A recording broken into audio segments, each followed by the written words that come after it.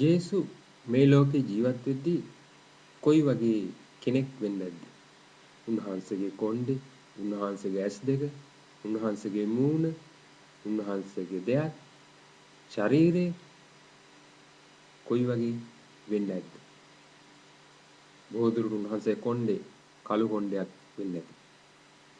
කෙනෙක්ට හිතන්නට පුළුවන් උන්වහන්සේගේ ස්වරූපය කොයි වගේ වෙන්නේ නැද්ද කියලා.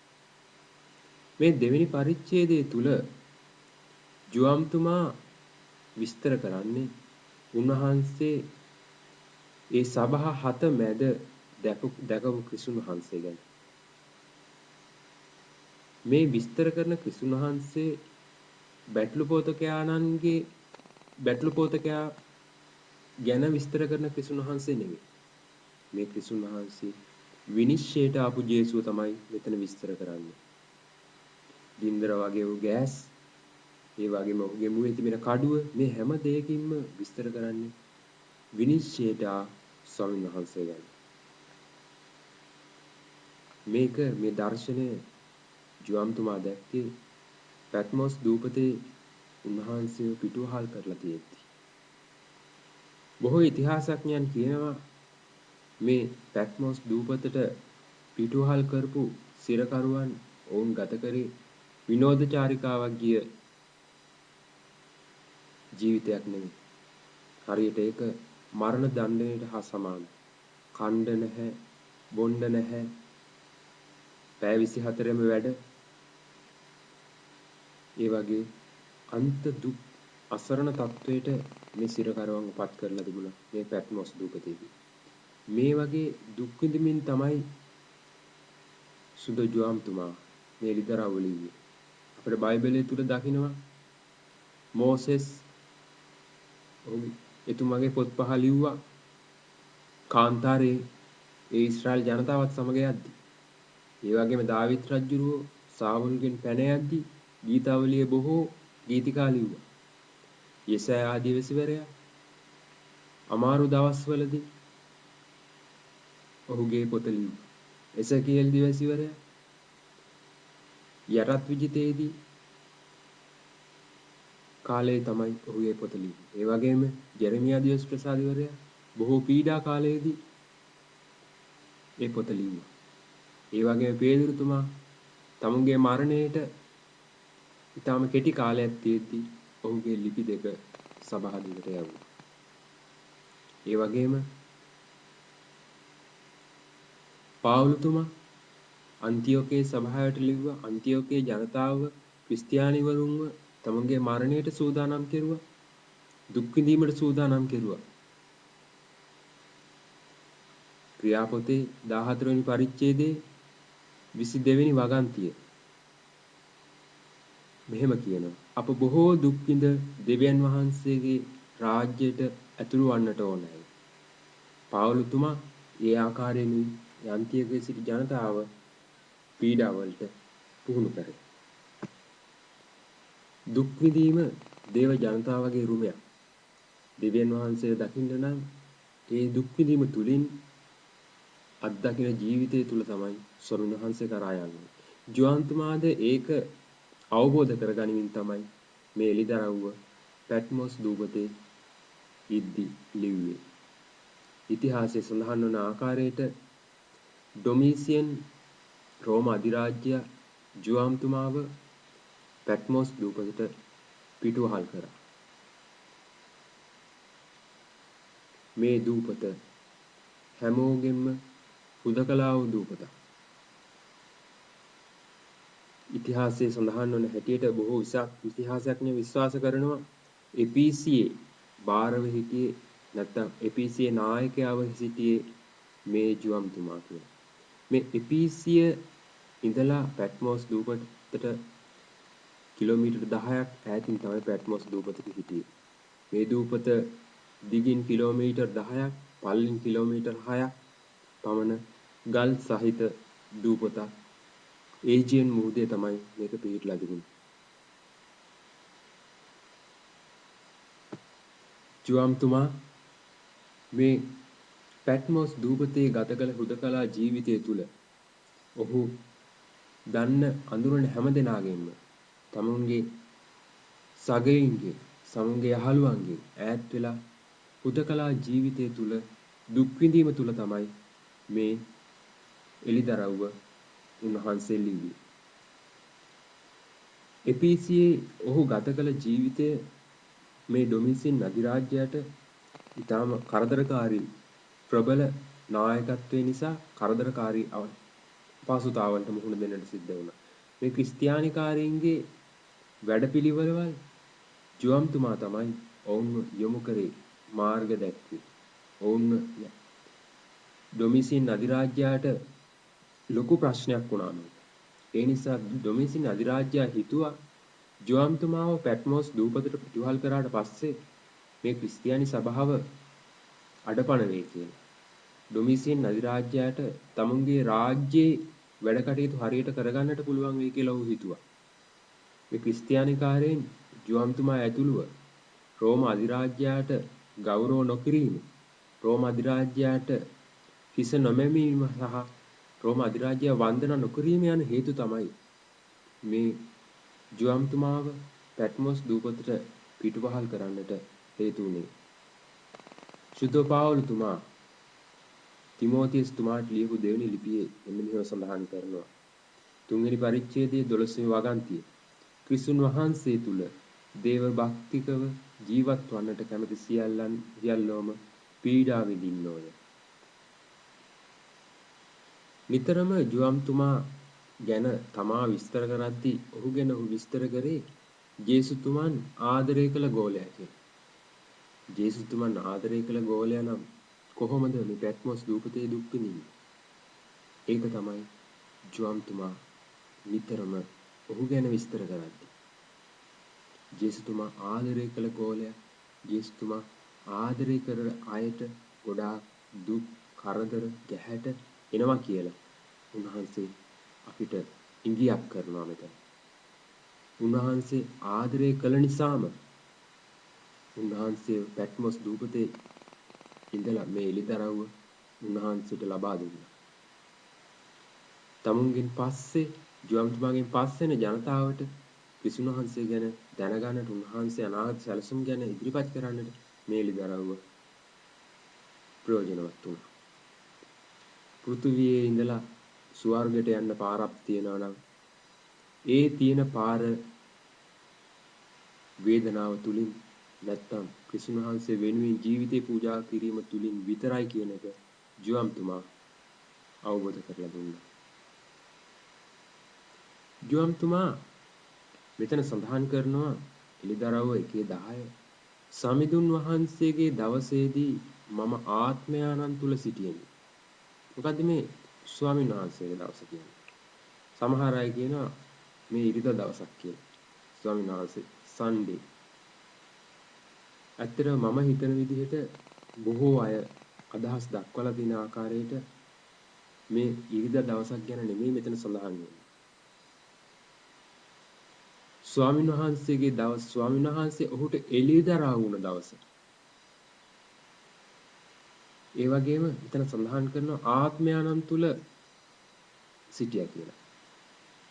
ජුවම්තුමා මේ ආත්මයන්න් තුල සිටියා කියන එකෙන් අදහස් කරන්නේ සුද්ධාත්මයන්න් තුල පරිවර්තනය වුණා ජුවම්තුමා. සුද්ධාත්මයන්න් වහන්සේ උන්වහන්සේව ගෙනිච්චා. මේ කාර්ය ක්‍රියාවලියේදී ජුවම්තුමාට හැකි වුණා කාලය හා අවකාශය ඉක්මවා යන්න.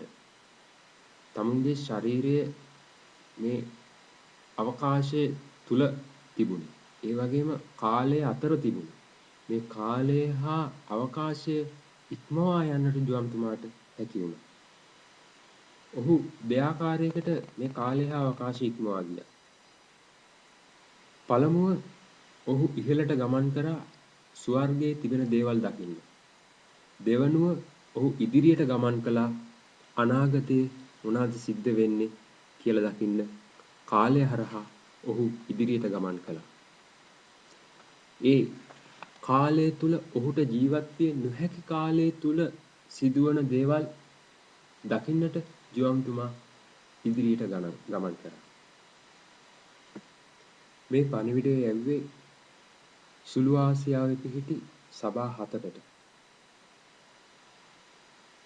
මේ සභාහත එලිදරව්වේ පළවෙනි පරිච්ඡේදයේ 11 වෙනි වගන්තිය සඳහන් කරනවා.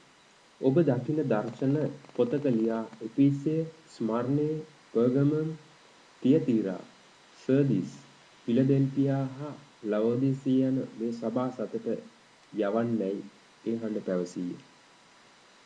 මේ එලිදරව්ව පොතේ ඒ ක්‍රිස්තුන් වහන්සේ කියනවා 12 වතාවක් ජෝම්තුමාට ලියන්න කියලා. ඒක 12 වතාවක් සඳහන් වෙනවා. කරුණා කරලා මේක සටහන් කරගන්න කියලා 12 වතාවක් මේ එලිදරව් පොතේ සඳහන් වෙනවා. එලිදරව්වේ 1:12 වගන්තිය එකල මට කතා කළ ඒ ශබ්දය කිමෙක්දැයි බලන්න පිණිස මම හැරුණෙමි. එසේ හැරුණු කල රන් පහන් රුක් සතක්ද. මෙතන සඳහන් වෙනවා රන් පහන් රුක් සතක්. මේ රන් පහන් රුක් සතෙන් කවද නියෝජනය කරන්නේ? ඒ නියෝජනය කරන්නේ සභා හත. ජුවම්තුමා අවවාද අනුශාසනා ලියන්නට යෙදුණු ඒ සභා හත. ක්‍රිස්තුන් වහන්සේ මේ සභා හත මැද වැඩ සිටිනවා. දැන් ඇත්තටම ක්‍රිස්තුන් වහන්සේ මේ සභා හතට අවවාද අනුශාසනා දෙන්නට යන්නේ. ජේසු ඒ කාලේ ලෝකේ ජීවත් වෙද්දී ජේසු කිව්වා I am the light of the world. මම ලෝකේ ආලෝකය වෙමි කියලා. නමුත් ක්‍රිස්තුන් වහන්සේ මැරුණාට පස්සේ ආයේ නැවත අන්ධකාරය ලෝකේ ක්‍රිස්තුන් වහන්සේ ඉන්න තාක්කල් ආලෝකය තිබුණා. නැවතත් අන්ධකාරයේ යුගයකට පාත ඇගුවා. ක්‍රිස්තුන් වහන්සේගේ මරණයත්. ඒ අන්ධකාරය තුල මේ සභා හත තමයි ලෝකයට ආලෝකය දුන්නේ. හරියට ඒක ලාම්පු හතක් වගේ. නැවතත් එනවා කාලයක් මේ සභාවේ අවසානයේ ක්‍රිස්තුන් වහන්සේගේ දෙවෙනි පැමිණීමෙන් පස්සේ නැවතත් ආලෝකයේ දවස් පැමිණෙනවා. උන්වහන්සේ මේ ලාම්පු හතෙන් අදහස් කරන්නේ ලෝකයට ආලෝකය දෙන්නට සිටින සභා හත මේක. ලෝකේ ආලෝකවත් කරන්නේ මේ ක්‍රිස්තියානි කාරයන්ගේ ජීවිත තුලින්. ජේසු මේ ලෝකේ නැති වෙලේ ලෝකේ ආලෝකයට එසවුණු ලාම්පු හතක් ලෙස දකිනවා. 1:13 ඒ පහන් රුක් මැද පාද දක්වා වස්ත්‍රයක් හැඳ ලය රන් පටියක් බැඳ සිටි මනුෂ්‍ය පුත්‍රයෙකු වැනි තැනැත්තෙකුද දිටිමි. ඒ පහන් රුක් මැද උන්වහන්සේ වැඩ සිටිනවා. දැන් අපේ මනසෙන් අපි චිත්‍රයක් මවාගමු. සභා හත එපීසය, ස්මර්නාව, පර්ගමම්, තියතීරා, සර්දියස්, ෆිලඩෙල්ෆියා, ලවෝදිසිය මේ සභා හත රවුමට පිහිටලා තියෙනවා. උන්වහන්සේ මේ සභා හත මැද වැඩ සිටිනවා. මේ චිත්‍රය අපගේ මනසට මවාගමු. ඒ පහන් රුක් මැද පාද දක්වා වස්ත්‍රයක් හැඳ ලයරන් පටියක් බැඳ සිටි මනුෂ්‍ය පුත්‍රයෙකු වෙන තැනැත්තෙකු දිටිමි. උන්වහන්සේගේ මේ ස්වරූපේ පාද දක්වා සම්පූර්ණ වස්ත්‍රයක් හැඳ මේ ක්‍රිස්තුන් වහන්සේගේ මුහුණ ආලෝකයෙන් හිරුමෙන් දිලිසෙන. හිසකෙස් හිම වගේ සුදුයි. ඇස් ගින්දර වගේ. ඒ වගේම අතේ තාරකා හතක් තිබෙනවා. රන් පටියකින් ඔහුගේ ඉන ආවරණය කරලා තියෙන. ඒ වගේම පාද ගිනි උදුරක ගිනියම් කළ දිලිසෙන ලෝකඩ වගේ. මේක තමයි අපිට මේ ජෝම්තුමාගේ මේ පරිච්ඡේදයේ සඳහන් වන ස්වරූපය. ක්‍රිස්තුන් වහන්සේගේ මුහුණ දැකපු අය බොහෝ හිටිය පුරාණ දිවිසුමේ. මෝසෙස් තුමා දැක්කා ක්‍රිස්තුන් වහන්සේ මහිමයට පත් වුණු මොහොත. ඔහුගේ ජෝබ් දැක්කා ඔහුගේ මුහුණ සහ ඔහු පසුතැවිලි වුණා. ඒ වගේම ඊසයා දිවසේරයා දැක්කා ක්‍රිස්තුන් වහන්සේගේ දීප්තිමත් මොහොත. ඔහු කෑ ගැහුවා මම පව්කාරයෙක් කියලා. මම අපිරිසුදුයි කියලා. ඒ වගේම පාවුල්තුමා දැක්කා ඔහුගේ මුහුණ. පාවුල්තුමා කිව්වා ඒ මගේ ගැලවුම්කාරයා කියලා. දැන් ජුවම්තුමා දකිනවා ඔහුගේ මුහුණ.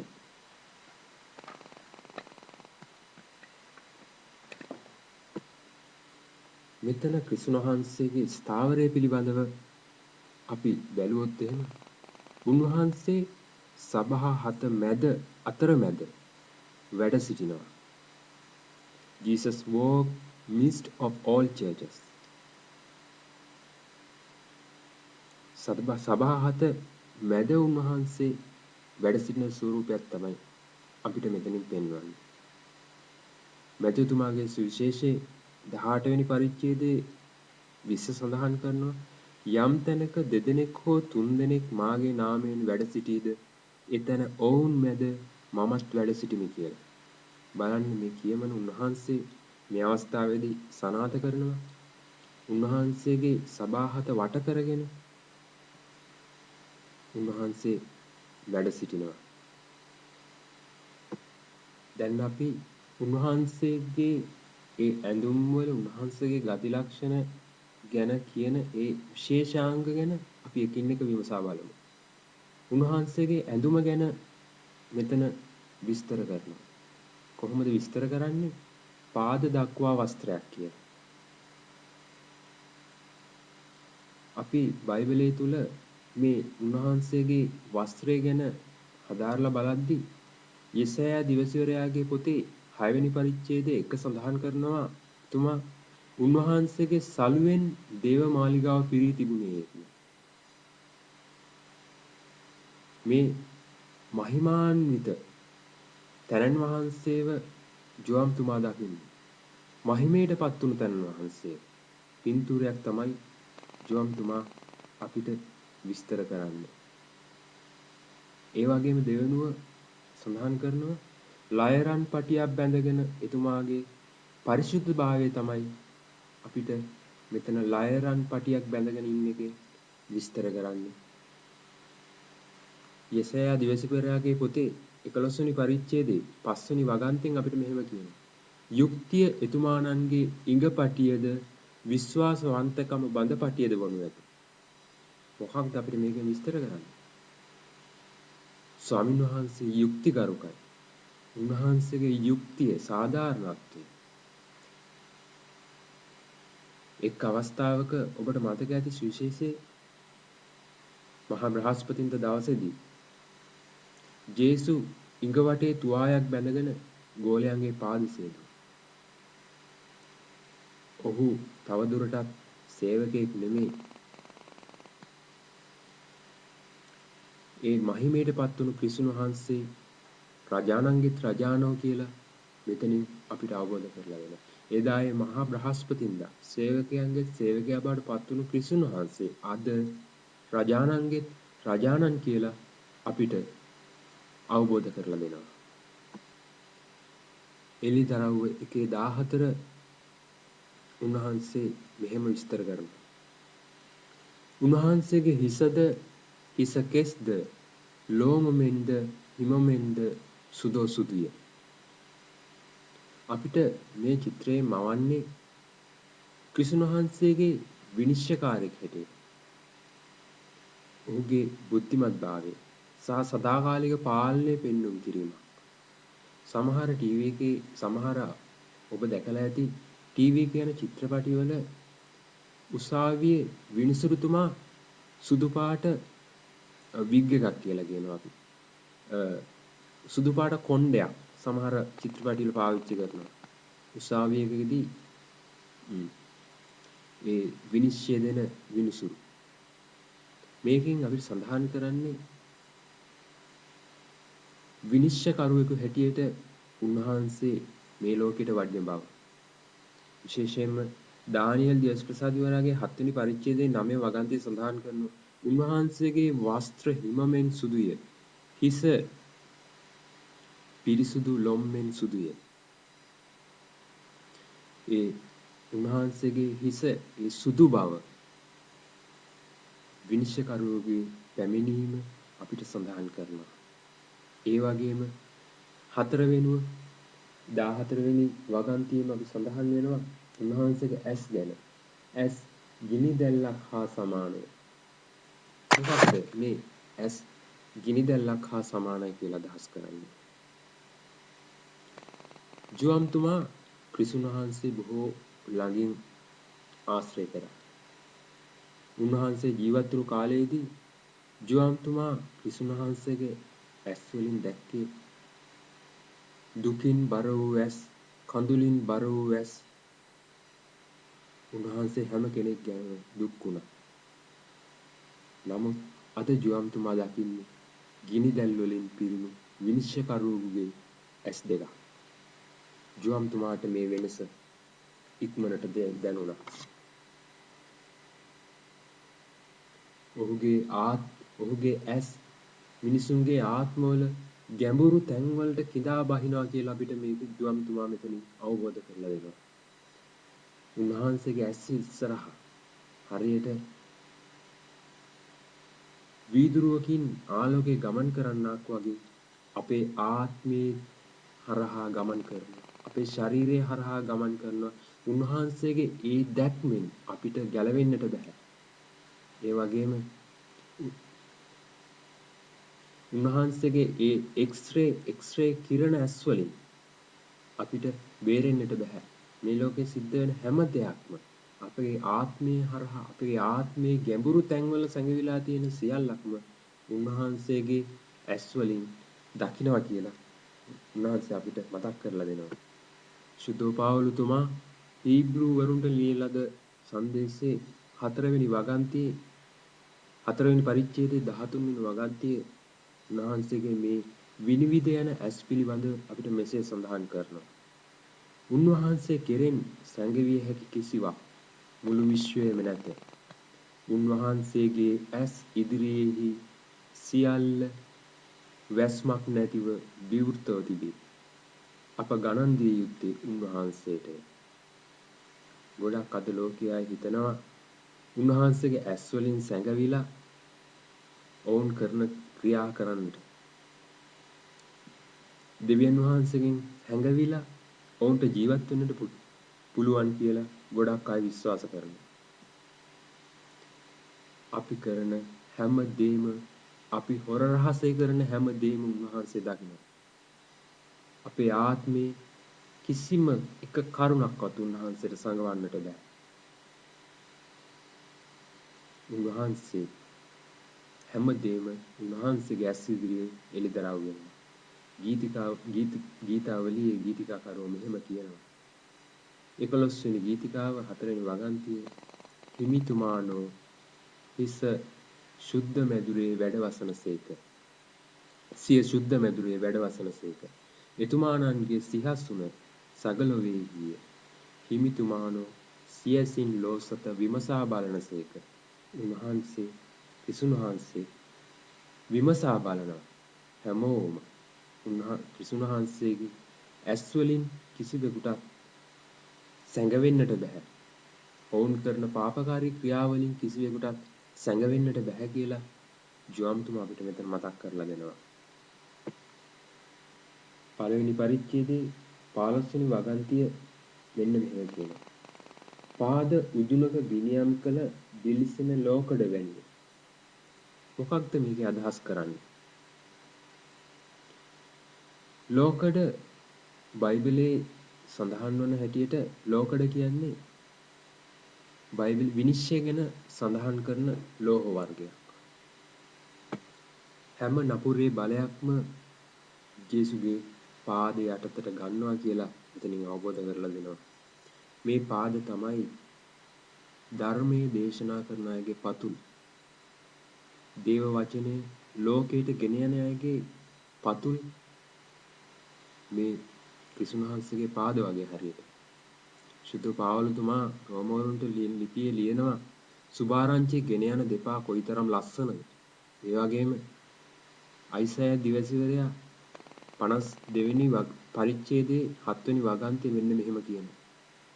සුභාරංචිය ගෙන යන සාමය ප්‍රකාශ කරන්න යහපත ගැන සුබසුන් පළ කරන ගැලවීම ගැන ලොවට දන්වන නුඹේ දෙවිතුමානෝ රජකම් කරන සේකැයි සියොනට කඳු මුදුනේහි පෙනෙන දූතයාගේ පාද කොපමණ අලංකාර වන්නේද දෙවියන් වහන්සේගේ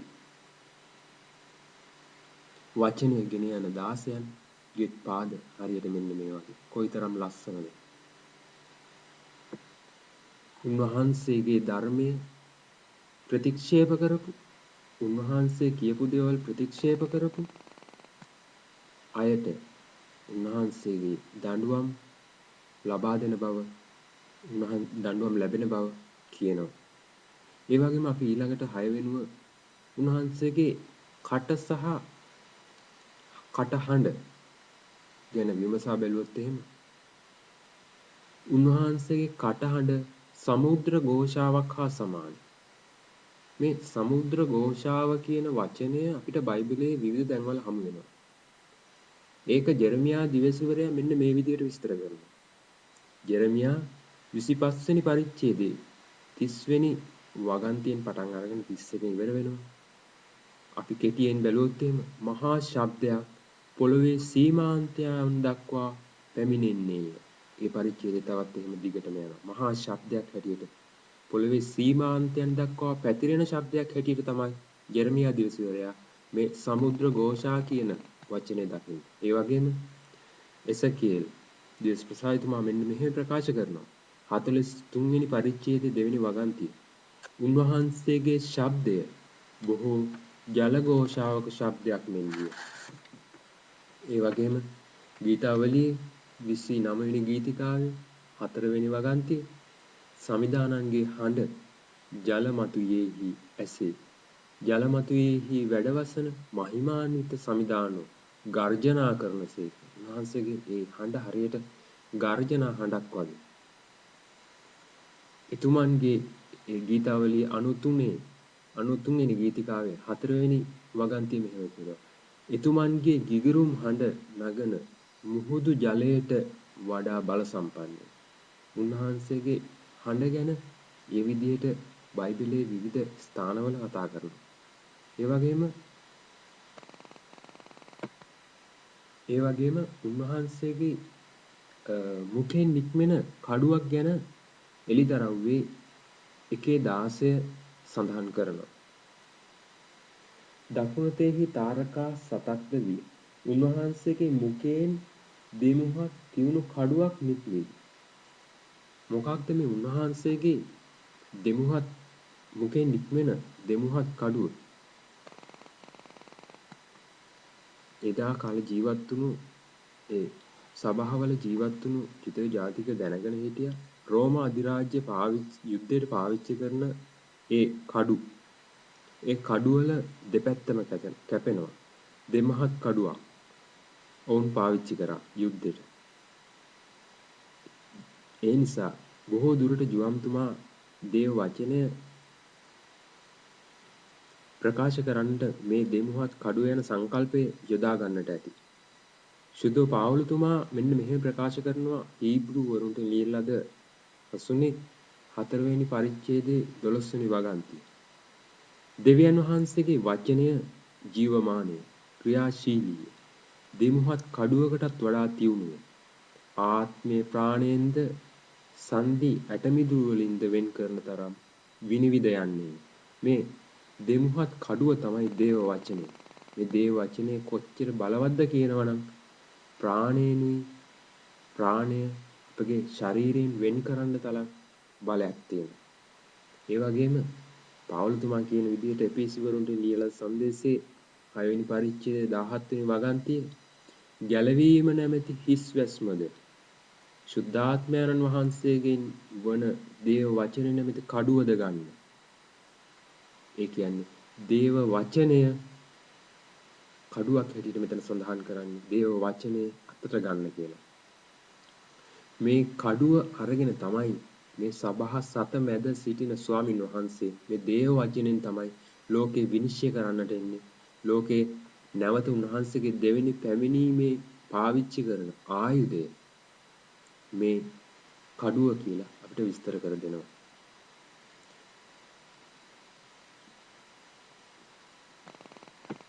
උන්වහන්සේගේ මේ දේව වචනේ නැමැති දෙමුහත් කඩුව ගැන එලිදරව්වේම දෙවෙනි පරිච්ඡේදයේ 16 සඳහන් වෙනවා. එබැවින් පසුතැවිලි වී සිත හරවා ගන්න.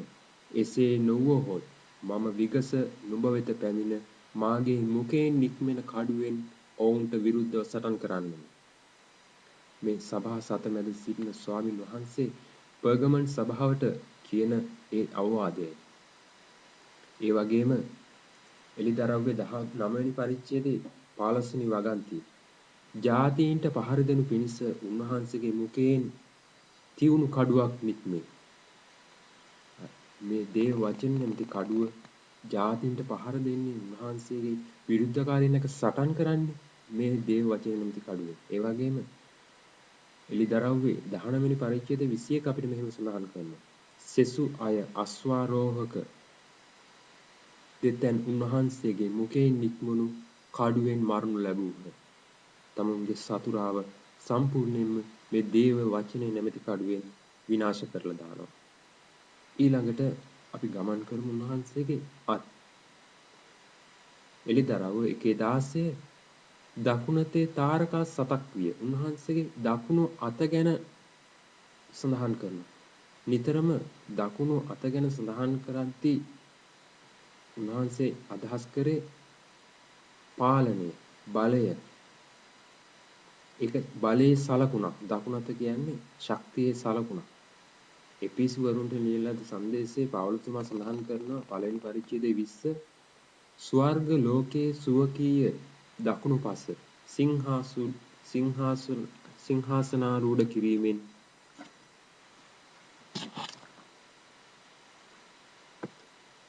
සුදු පාවුලතුමා ඒ ස්වර්ග ලෝකයේ දෙවියන් වහන්සේගේ දකුණු පස උන්වහන්සේ සිංහාසනාරූඪව වැඩ සිටිනවා කියලා උන්වහන්සේගේ දකුණු පස ගැන උන්වහන්සේ බලයෙන් වැඩ සිටිනවා කියලායි අපිට කියන්නේ.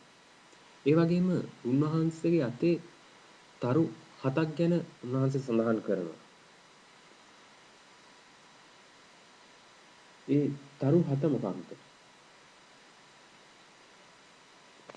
මේ තරු 7 තමයි ඒ සභා සතේ ඉන්න දේව වචනය ගැන කියා දෙන සේවකයන්. නැත්නම් සභා නායකයින්. සභා නායකයින්ව හඳුන්වන්නේ තරු කියලා. අද ලෝකේ බැලුවොත් එහෙම තාරකා ලෙසින් හඳුන්වන්නේ කාවද? සමහර විට ස්ටාර්ස්. ඒ කියන්නේ සමහර විට තාරකා ලෙස හඳුන්වන්නේ අද ලෝකේ උසස් පුජ්‍යලයන්. උසස් ස්ථානවල වැජඹෙන පුජ්‍යලයන් නැත්තම් නළු නිලියන්. stars of the world. නමුත් ක්‍රිස්තුන් වහන්සේගේ අතේ තිබෙන තාරකා වලින් හඳුන්වන්නේ මේ දේව වචනය ගෙන යන සේවකයන්. නැත්තම් දේව වචනේ දාසයින් හැටියට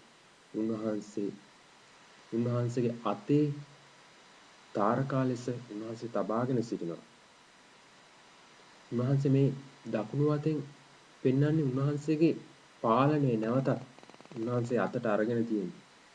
දේව වචන දේශනා කරනා ඉන්නේ ඒ පාලනය යටතේ. ස්වාමීන් වහන්සේගේ අත යට උන්වහන්සේගේ අනසක යට මේ දේව වචනේ දේශනා කරනා ඉන්නේ.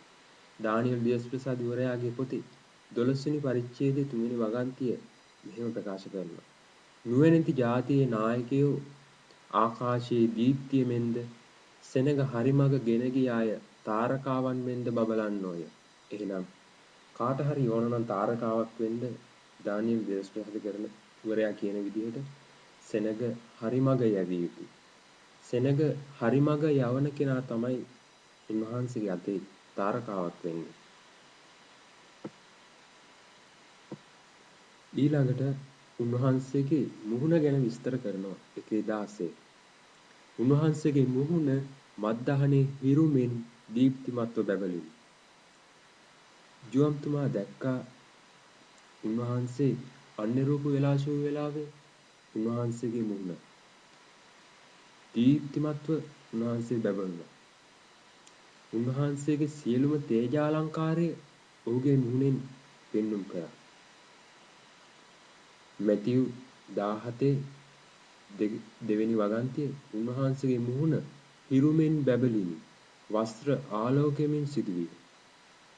ඒ වගේම ක්‍රියාපොතේ 26 වෙනි පරිච්ඡේදයේ 13 වෙනි වගන්තියේ පාවුලතුමා රජ ඉදිරියේ සාක්ෂි දෙනවා. රජතුමනි, ඉර මුදුන් වෙලෙහි මා සමගි වූවන්ද වටකර සූර්ය තේජසට වඩා දීප්තිමත් එළියක් බබලනවා දිටිමි. ක්‍රිස්තුන් වහන්සේගේ මූණ ගැන සුද්ධ පාවුලතුමා දැක්කේ එහෙමයි. ඒ වගේම පේදුරුතුමා යව් දෙවෙනි ලිපියේ පළවෙනි පරිච්ඡේදයේ 19 වෙනි වගන්තිය මන්ද අලියම පැමිණෙන පහන් තරුව ඔබගේ සිත්හි උදාවන තුරු අඳුරු තැනක බබල් පහනක් මෙනි. පේදුරුතුමා මෙතන පෙන්වන්නේ ඒ උන්වහන්සේගේ මුහුණ පහන් තරුවක් ලෙස. ඒ වගේම එලිදරව්වේ 22 වෙනි පරිච්ඡේදයේ 10 වෙනි වගන්තියේ මම සුදිලෙන පහන් තරුවක් මෙනි. කියන්නේ ඉංග්‍රීසියෙන් කියනවා මෝර්නිං ස්ටාර් කියලා. මේක ජෝම්තුමා අපිට විස්තර කරලා දෙන උන්වහන්සේගේ මුහුණ ඊටම දීප්තිමත්ව බැබලලා මේක ස්වාමීන් වහන්සේ ඒ කාලේ ඒ ජෝම්තුමාත් එක්ක නැත්නම් ගෝලෙත් එක්ක ගත කරපු ඒ සාමාන්‍ය මුහුණ නෙමෙයි. ඒ මිත්‍රශීලී මුහුණ නෙමෙයි. එතන අපිට පෙන්눔 කරන්නේ පැමිණෙන විනිශ්චයකරුවෙකුගේ මුහුණක්. පාවුලතුමා දෙවෙනි තෙසලෝනි වරුන්ට යවූ දෙවෙනි ලිපියේ දෙවෙනි පරිච්ඡේදයේ 8 වෙනි වගන්තියේ මෙහෙම කියනවා. ජේසුස් ක්‍රිස්තුන් වහන්සේගේ සුවකීය මුඛයෙන් හුස්මෙන් ඔහු නසා උන්වහන්සේගේ ආගමනයේ තේජස්ශ්‍රීයෙන් ඔහු වනසාලනසේක. පාවුලතුමාද මෙතන කතා කරන්නේ උන්වහන්සේගේ තේජස්ශ්‍රිය ගැන. උන්වහන්සේගේ මුහුණේ තියෙන තේජස්ශ්‍රිය පෞකාරයන් විනාශ කරලා දමනවා කියලා. ක්‍රිස්තුන් වහන්සේ පැමිණෙන විට සෑම ඇසක්ම දකින්නේය. කවදා හරි දවසක ඔබටත් මට මේ ස්වාමීන් වහන්සේ ඉදිරියේ පෙනී සිටින්නට සිද්ධ වෙනවා. ස්වාමීන් වහන්සේ ඉදිරියේ මේ මහිමාන්විත තේජාලංකාරයෙන් බැබලෙන මේ මුහුණ, ගින්දර වගේ තියෙන ඇස්, ඒ වගේම රන් බඳ පටියක් බැඳගත්තු පාද දක්වා ඇඳගත්තු මේ ස්වාමීන් වහන්සේ ඉදිරියේ ඔබටත් මට විනිශ්චාසනයේදී සිටින්නට සිද්ධ වෙනවා. යම් දවසක දැන් මේ රූපේ මවා ගන්න ඔබගේ සිතේ ජෝම්තුමා ලිදරව්වේ 1:17 පරිච්ඡේදයේ කියන විදිහට ජෝම්තුමා මැරිලා බිම වැටුණා. ඇදගෙන වැටුණා. ජෝම්තුමා ඒ ජේසු ජීවත් වුණු කාලේ ජේසුගේ ආදරවන්තයම ගෝලයා. උන්වහන්සේම හඳුන්වනවා ජේසුගේ ලායට ඔහු ඉසක් තියාගෙන හිටියා කියලා.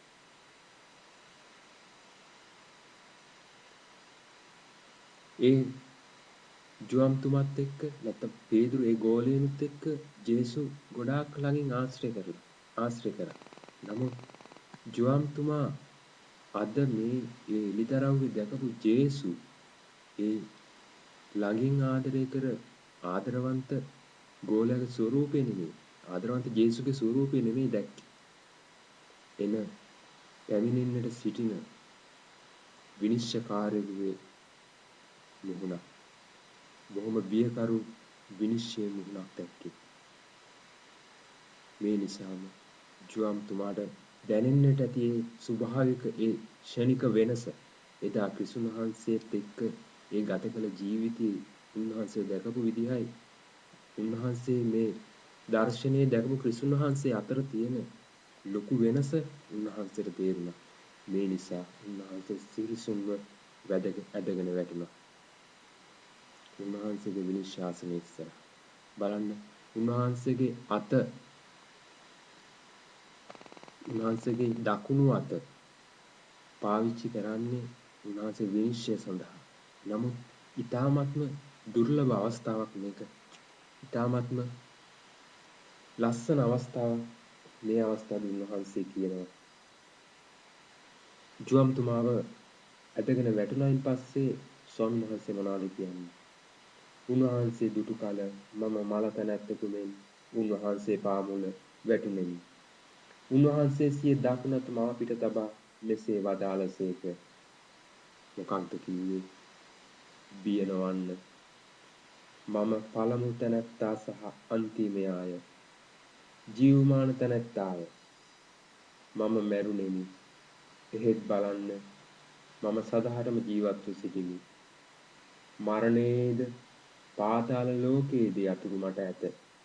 එබැවින් ඔබ දුටු දේද දැන් තිබෙන දේද මතු සිදුවන්නට යන දේද වන ඔබ දකින මේ දේවල් ගැන ලියන්න. අන්න නැවතත් උන්වහන්සේ කියනවා ආපහු ලියන්න කියලා. මෙතන ලස්සන පින්තූරයක් අපිට පෙන්වන්න කරලා දෙනවා. උන්වහන්සේ දකුණත පාවිච්චි කරේ විනිශ්චය සඳහා. නමුත් ඒ විනිශ්චය සඳහා පාවිච්චි කරපු ඒ දකුණතම ජුවම්තුමාව සනසන්න පාවිච්චි කරනවා. බිය නොවන්න. බිය නොවන්න කියලා උන්වහන්සේ හේතු කීපයක් දෙනවා. ඇයි බිය වෙන්න ඕනේ නැත්තේ? පළවෙනි එක ජීවමාන තැනැත්තා මමයි. මම ජීවත් වෙන කෙනෙක්. පළවෙනියා සහ අවසානයේ මමයි. first and last. ඒ නිසා බය වෙන්න එපා ජුවම් උඹ. අනිත් කාරණේ තමයි බය වෙන්න එපා කියන්නේ. I am the resurrected Christ. මම මරණයෙන් උත්ථාන වූ ක්‍රිස්තුන් වහන්සේ. මරණයෙන් උත්ථාන වූ පළමු තැනැත්තා. ඒ කියන්නේ දෙවනුව අපිට අදහස් වෙනවා. එහෙනම් ජුවම්තුමත් අනිත් සියලුම ක්‍රිස්තියානි ආගම් අපි ගැලවීම ලැබපු අය ක්‍රිස්තුන් වහන්සේත් සමග උත්ථාන වෙන්නට යන්නේ.